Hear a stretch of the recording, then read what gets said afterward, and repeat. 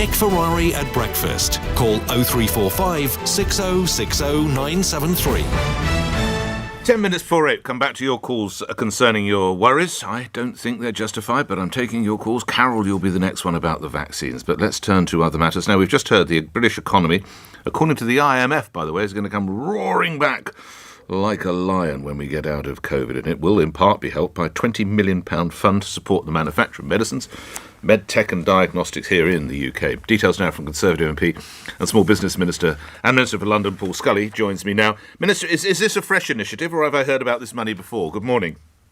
No, hi, Nick. No, it was announced in the earlier, but the funds are available to be bid for now. So we're opening the bidding process today, right? And they need to be spent within this financial year. So It's a really good way of kickstarting our life sciences, or building on our life sciences sector across the country. So the hook we're hanging it on is get your application in as of today. Any of my listeners involved in companies or businesses that might be related to that, what do they need to do, Minister? Where do they need to go? How can they get more details? Yeah, they need to go to the gov.uk website. There's a form there that they can fill in. It's for life sciences companies, especially smaller ones, to make sure that they can get in on what is essentially a really world-leading area for us. The vaccine program is the biggest example at the moment, but clearly there's amazing work that we're doing in cancer research and other areas of life sciences. And this is a way that 70% of this work is being done outside London and the South East. So it's going to be done across the regions, across the developed nations, and it's a really excellent way of building back better with those in creating new jobs, as well as, of course, building our health resilience across the country. Just to quote some of your words back to you, and I agree, the vaccine programme has done amazing work, but I wonder whether we have concerns. You might have seen, Minister, that the number of first doses yesterday, or the figures that we get, was 40,000. The day before that was 48,000. Towards the end of March, we were doing more than 600,000. I have to ask you, Minister, what's gone wrong? Well, we were at that point, when I was having my jab around that period, at the end of March, we were jabbing, I think it was 27 people every second. But what we're doing at the moment, we're also, clearly the supply was never going to be consistent right the way through the programme. We knew that from the beginning.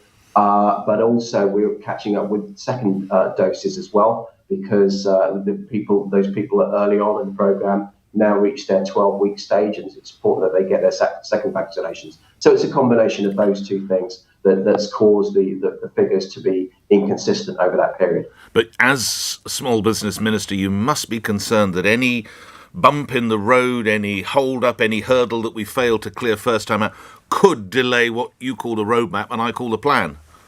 Yeah, absolutely. Well, look, it's my job to be concerned. It's my job to make sure that we push this through with my colleagues across government. But Matt Hancock and Nadeem Zahawi are working tirelessly to make sure that we can get the consistent supply chains that we need. And I'm working with small businesses to make sure that they are ready to take advantage of that as they start to open in step 2 next Monday and beyond.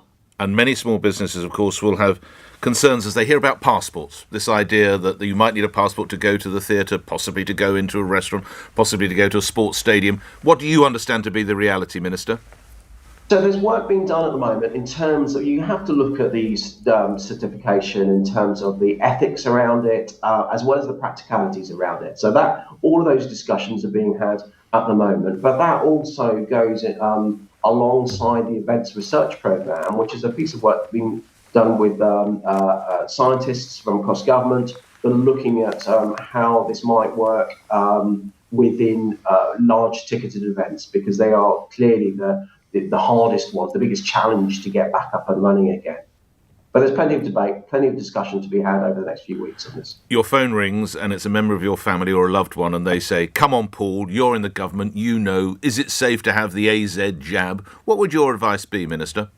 If you get invited to have it, please do have it. You'd have your brothers or sisters in that age band. You would tell them just have the jab, unequivocally. Absolutely. I've had it myself. I think the source that I saw was saying that there are 0.000016 of a percent of people that have had a blood clot, but with that, there's no causal link necessarily being proven yet that the two are actually even related. So that's why investigations need to happen. We need to look at the data and make sure that we're on top of it, or the scientists are on top of it. But absolutely, you are more safe having the jab than if you don't have it.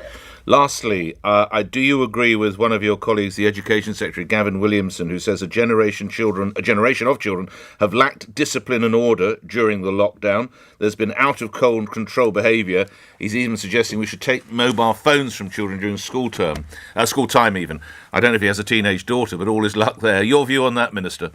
Well, my other half's a head teacher, so I know she will be, say that some children will be like that, some people won't be like that. I'm not sure you can generalise, and so I wouldn't like to see the context of how he said it. But it's clear that we need to get back to school, that we need to, that we need to get children back into being able to grab hold of the opportunities that education. And would your other half support the idea of children effectively parking their mobile phone in a locked cupboard or whatever at school as they arrive? Do you think that idea has merit, lastly, Minister? I think clearly, if you're going to be in a learning environment, you don't want to have your mobile phone on you. So each school, it's up to each head teacher to set the ethos for their school and how they actually roll that out in practice. Thanks for your time, Small Business Minister Paul Scully, appearing here on LBC. 4 before 8 is the time.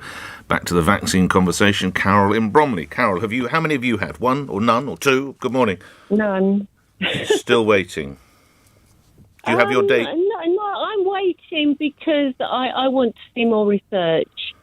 I'm not happy. I won't ask your age, but are you in a band or cohort that would be ready to go now, Carol? Are you just about now? Just about now. Okay. Yeah. Golly, what more research do you want to see? Well, there are some hypotheses bandying about,